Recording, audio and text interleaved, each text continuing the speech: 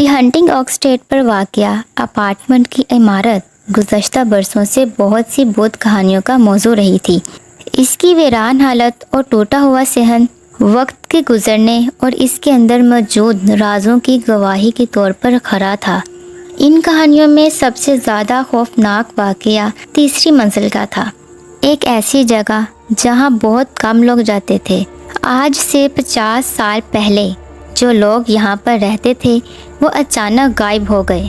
یہ افسانہ 50 سال قبل عمارت کے آخری رہائشوں کی پراسرار گمشدگی سے شروع ہوا۔ مقامی لوگوں نے تیسری منزل کو ملعون کہا اور کہا کہ جو بھی وہاں ٹھہرے گا وہ بغیر کسی نشان کے غائب ہو جائے گا۔ مقامی لوگوں نے وہاں خوفناک آوازیں سنی ہوئی تھی، بھوتوں کا احساس انہوں نے محسوس کیا ہوا تھا اور اس احساس کے بارے میں انہوں نے دوسروں کو بھی بتایا، اور دیکھتے ہی دیکھتے یہ واقعہ بہت مشہور ہو گیا اور سب لوگوں کو اس اپارٹمنٹ کے بارے میں پتہ چل گیا۔ اس لیے کوئی بھی وہاں جانے کی ہمت نہیں کرتا تھا۔ کچھ دوستوں کو اس اپارٹمنٹ کے بارے میں پتہ چلا اور وہ اس عمارت کی چھان بین کرنے کا فیصلہ کر نکل گئے۔ جیسے ہی شام ڈھل رہی تھی، اینا، مارک، لیزا اور ٹام عمارت کے اندر داخل ہوئے۔ ہوا دھوئیں سے بھری ہوئی تھی اور چاروں طرف خاموشی تھی۔ خاموشی صرف لکڑی کے پرانے فرش کے ٹوٹنے سے ٹوٹی۔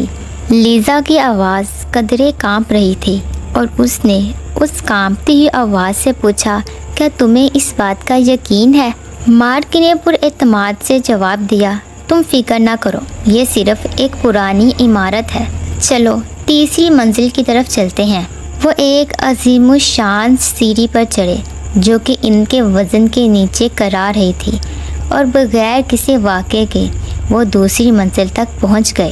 اس وقت تک ان کے ساتھ کچھ بھی نہیں ہوا تھا، لیکن جب وہ تیسری منزل پر چڑھے تو ان کی ریڑھ کی ہڈی میں سردی کی ایک لہر دوڑ گئی۔ چاروں طرف انہیں سردی کا احساس ہونے لگا اور ان کی سانسیں دھیمی روشنی میں نظر آنے لگی۔ تیسری منزل پر بے حد خاموشی تھی، جہاں صرف اپارٹمنٹ کے دروازے کھڑے ہوئے تھے۔ چاروں طرف مکڑی کے جالے تھے اور فرنیچر بکھرا ہوا تھا، جیسا کہ انہیں پتا تھا کہ اب یہاں پر کوئی بھی نہیں آتا، لیکن تب بھی دیواروں پر عجیب و غریب نشان تھے اور سارا سامان بکھرا ہوا تھا۔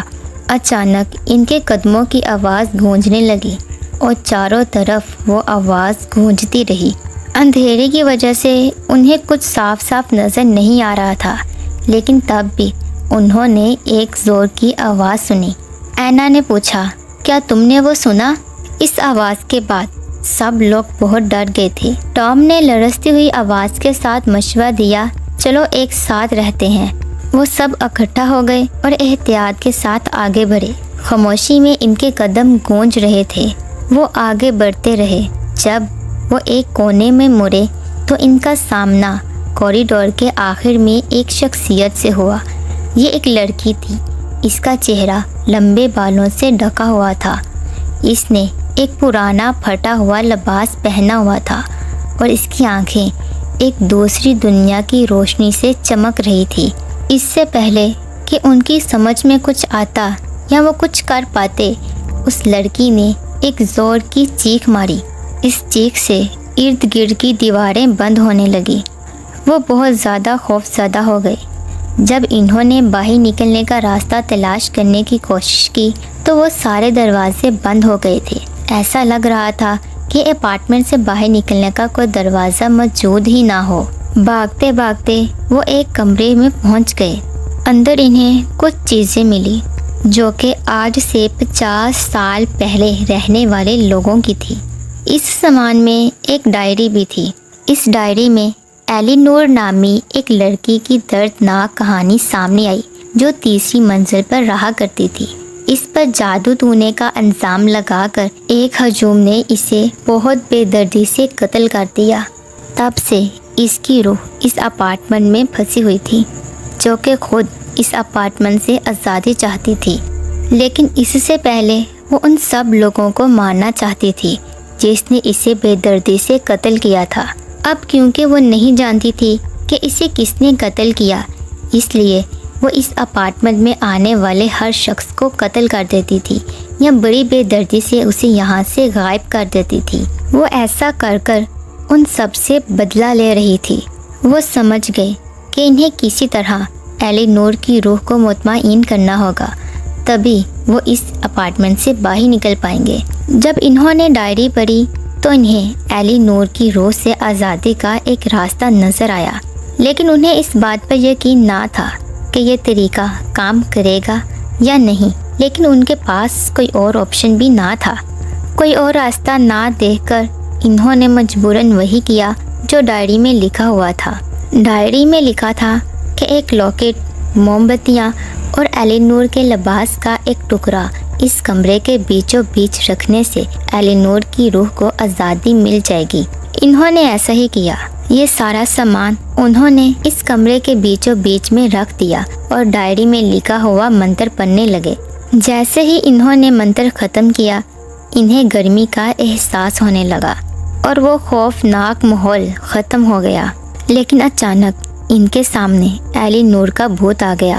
لیکن جب اس نے وہ ساری چیزیں وہاں پر پڑی ہوئی دیکھی تو وہ وہاں سے غائب ہو گئی۔ اپارٹمنٹ نے سکون کا سانس لیا۔ دروازے کھل گئے اور راستے بنتے ہی جا رہے تھے۔ وہ جس راستے سے وہاں پر داخل ہوئے تھے اسی راستے سے وہ وہاں سے واپس آ گئے، اور اپارٹمنٹ سے نکلتے ہی انہوں نے یہ خود سے وعدہ کیا کہ وہ اب اس اپارٹمنٹ میں کبھی نہیں آئیں گے۔ اس بے چین روح کو بالآخر سکون مل گیا، لیکن تیسری منزل کا افسانہ آج بھی لوگوں کے دلوں میں موجود ہے اور لوگ وہاں جانے سے ڈرتے ہیں کہ یہ افسانہ پھر سے شروع نہ ہو جائے۔ آپ کو ویڈیو کیسی لگی؟ ویڈیو اچھی لگی تو ویڈیو کو لائک کریں، ویڈیو کو شیئر کریں، چینل کو سبسکرائب کریں۔ ہم ملیں گے کسی نئے ویڈیو میں کسی نئے ٹاپک کے ساتھ۔ تب تک کے لیے خدا حافظ اینڈ تھینکس فار واچنگ۔